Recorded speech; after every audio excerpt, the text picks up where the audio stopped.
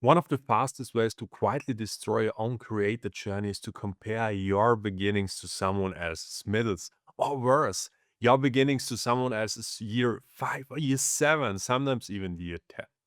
And almost every small creator does this, even if they don't admit it. You upload a video.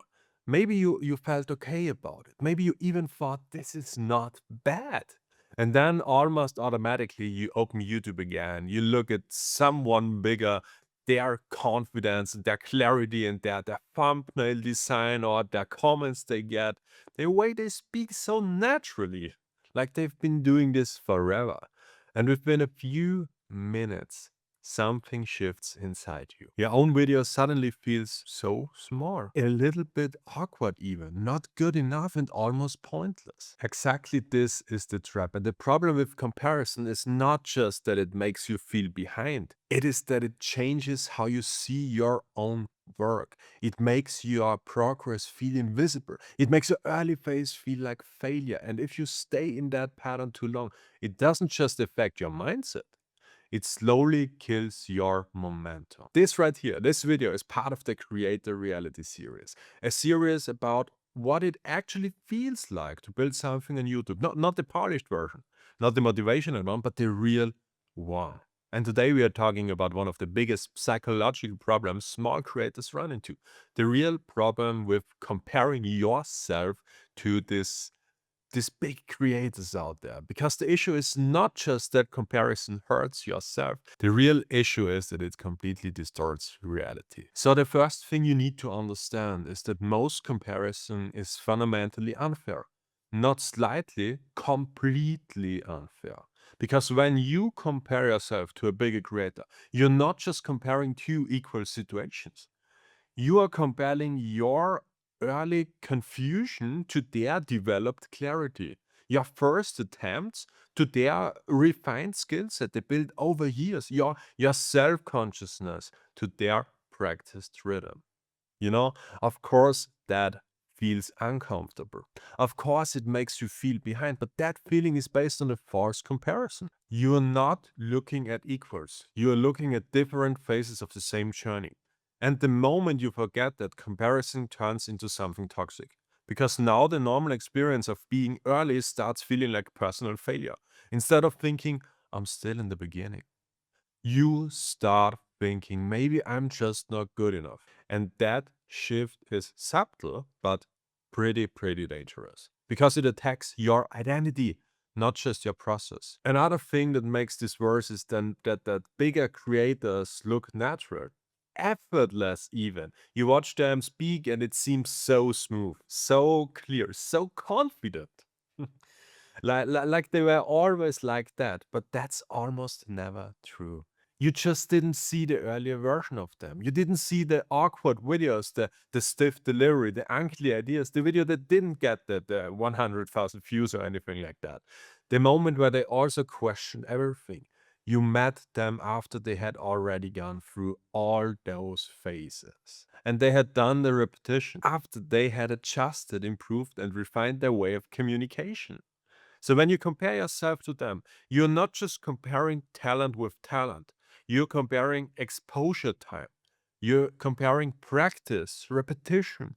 And that's why it feels so off. Because you are measuring yourself against the version that has already been shaped by hundreds of attempts, maybe even thousands of attempts. And here is where it gets even more important. Comparison doesn't just make you feel bad. It makes you disrespect your own process. You stop valuing your early videos. You stop seeing your own improvements. You start acting like your reps don't count because they don't look impressive yet. That is one of the biggest mistakes you can make. Your early phase is not useless. It's where everything is being built. Your voice, your instincts, your clarity, your comfort on the camera in your YouTube setting, your ability to structure ideas and your consistency, your discipline. All of that is developing right now, quietly, slowly, but very real with every video, with every rep you take right now. And if you keep looking sideways at someone else's finished version, you lose the ability to see what's forming in your own process in front of you. You become blind to your own progress because you are focused on someone else's outcome too much. That's so expensive in the long run because it makes you feel like you are not moving at all, even when you are. But the real problem with comparison is not that bigger creators exist. That's normal. That's okay. That's everywhere in the world. The real problem is what you make the existence mean for yourself. You see someone ahead, and instead of using it as information, you turn it into a verdict about yourself. You think they are better than me. They figured it out. I'm too late. I'm too far behind. What's even the point of me uploading videos? And that's where comparison becomes destructive. Because now it's no longer just observation, it becomes identity pressure. And once that happens, everything changes. Every video feels so much heavier than it should be. Every upload feels like it has to prove something. Every low view result feels more painful. You stop creating from curiosity or growth and start creating from insecurity, from a need to catch up, from a need to prove that you belong on YouTube, that you are as good as all those experts and per, per, perfect people out there that had 10 years of experience, right? That's not a good place to build from. But don't get me wrong, this doesn't mean you should ignore bigger creators completely. That would also be a mistake. There's a lot you can learn from people who are already ahead of you. How they structure videos, how they open videos, how they hook you, how they communicate clearly, how they position ideas. That's all valuable. That's all something you could learn from them and prevent your own failures.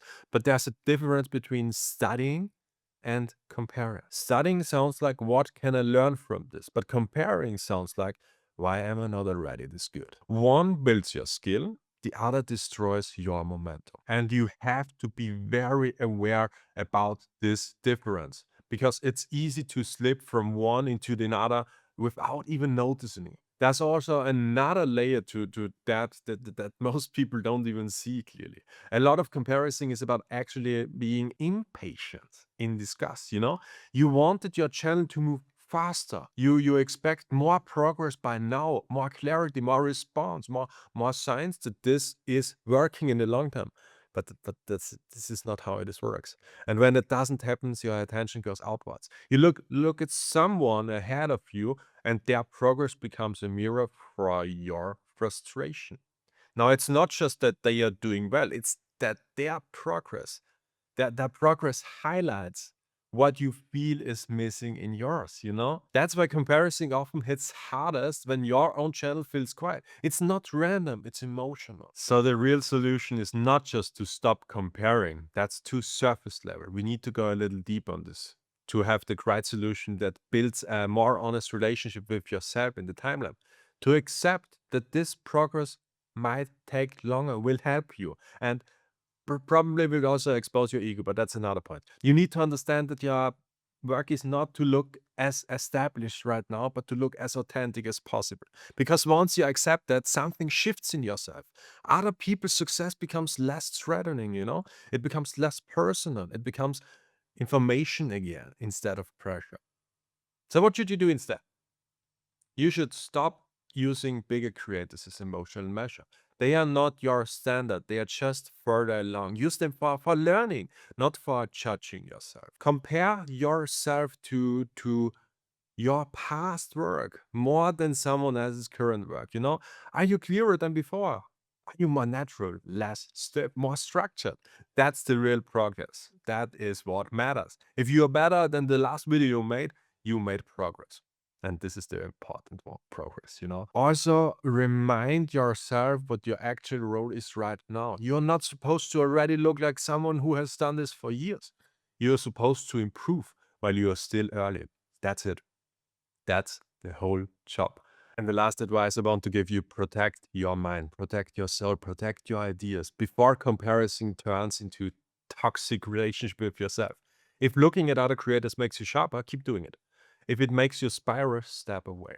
Because once you lose trust in your own path, everything becomes unstable. So, yes, bigger creators are ahead. That's true. I don't doubt that. But that doesn't mean you are behind in the way your mind tries to frame it. It usually just means they have done more reps, stayed longer, and moved through phases you are currently in. That's a very, very different story. This was it for today's video in the Creator Reality series. And in the next episode, next week, we are going to talk about something that naturally follows this. Why you keep overthinking every video, because once comparison gets in your head, overthinking is never far behind. But for right now, just remember this one. The real danger of comparing yourself to bigger creators is not that they are ahead, it's that you let their current level make your own beginnings feel meaningless. And if you enjoyed this video, please leave a like or share it with other people, and also watch this compared playlist and videos here on the channel. I hope to see you in the next one.